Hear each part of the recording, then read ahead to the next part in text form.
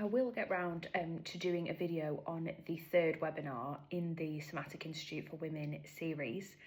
But I thought I'd just do a really quick video about a separate topic because I am in the process of finishing that webinar.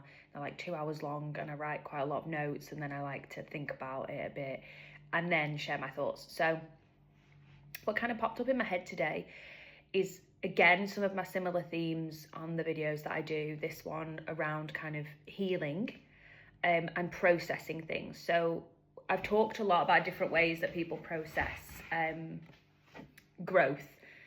And I think one stumbling block that people forget about, and me included, this happens quite a lot, is the idea that when you have space from something, you can kind of think about it, your emotions can come down and you can kind of rationalize it. But one of the biggest stumbling blocks we have is that when we reapproach the situation again, and we'll just call it the triggering situation, whatever it is, somebody pops up and texts you that you thought, no, that situation's done, we're in no contact, and suddenly they message.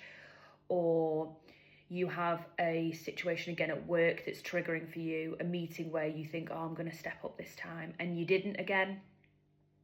Or dynamics at home that are really difficult, whatever it is. When you have space from the incident, you're able to put your intellectual hat on and you're able to say, okay, what I would do, you kind of put your own guru voice on, and other people will probably give you this advice like, take a break, take 5, think about it, don't be impulsive. And then if I was completely calm, this is how I'd answer. I'd either choose not to text that person back, or I'd text them back this.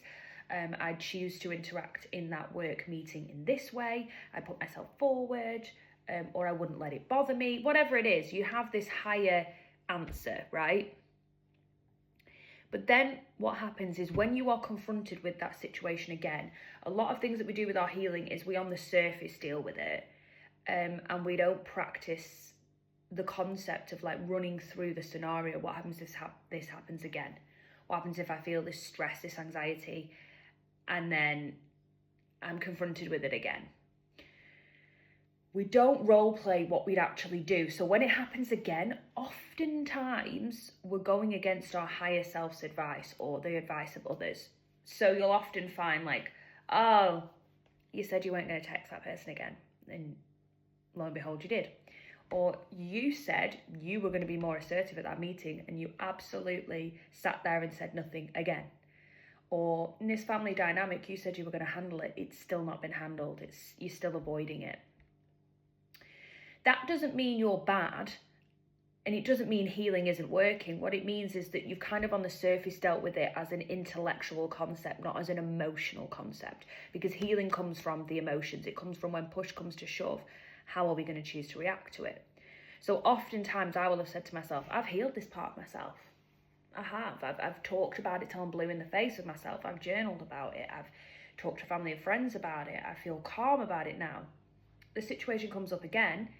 You're in that triggered state and you don't behave from your higher self because you haven't dealt with it. You haven't got to the nitty gritty of, okay, well, hypothetically, if that situation comes around again, which it might, what are you actually going to do?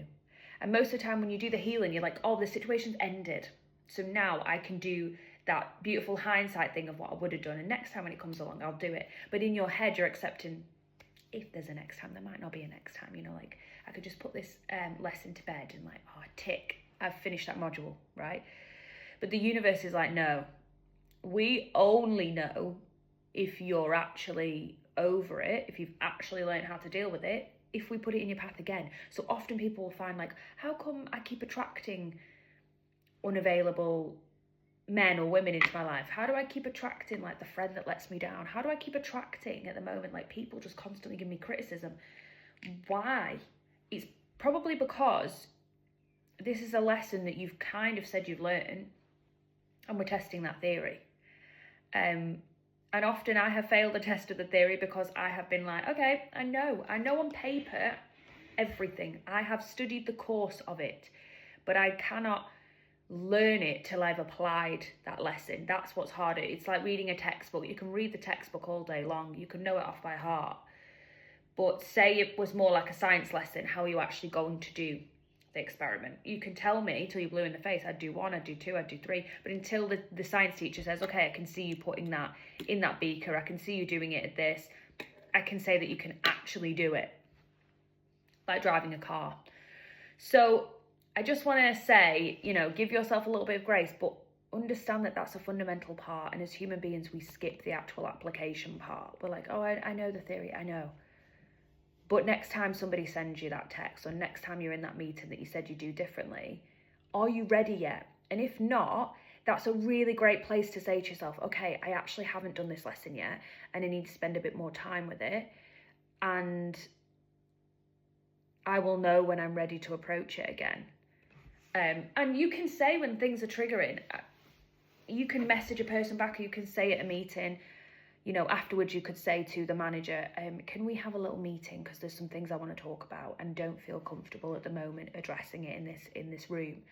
I want to find ways to be more confident, and I want to have a one-on-one to discuss that. Or someone texts you and you can say, I'm not ignoring you, I'm a little bit overwhelmed and a little bit surprised to get this message.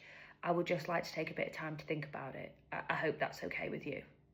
That's all you need to do. You need to establish where you're at, and then it doesn't really matter what they think, because you've said, okay, I just need a breather, but I'm not doing it in a vindictive game way, or I need to tell you how I feel about this meeting, but I don't want to do it in a provocative public way. You're establishing your boundary there, but it's okay to come to the lesson and go, actually, if they did text me tomorrow, or I did have to do that meeting tomorrow, I don't think I'm ready yet to do what I said I was going to do. That's okay. That's part of the lesson. You don't have to have just been like, oh, I've learned the concept of what I should have done, so I'm automatically going to be able to do it. It is still a process, but I think we need to remember that we do, we skip the application. We're all guilty of it. I've been guilty of it so many times. And then when it's presented in front of you, you think, oh, damn, because there's a part of you that knows that your higher self says, this is how you should behave, but you're not quite in that alignment yet to do that. So yeah, I think that's the biggest stumbling block to actually overcoming and healing from something. But just know that that's quite normal. Don't beat yourself up too much, but I would say get curious and start to see, test out in your head, like, it actually happening again, this scenario. How do you feel in your body? How do you feel like you want to react? And then that's a really great test to be like, okay.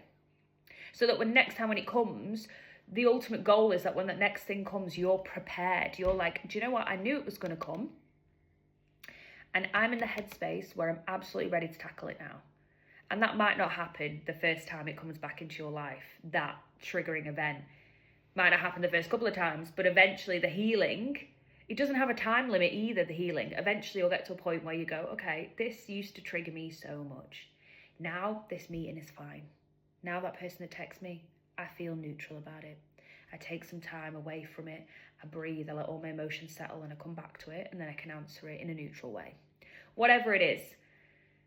But yeah, I just wanted to remind people that actually that is a little bit that we all avoid, and the universe has a really funny way of making sure that you do confront it to actually complete the healing as a whole.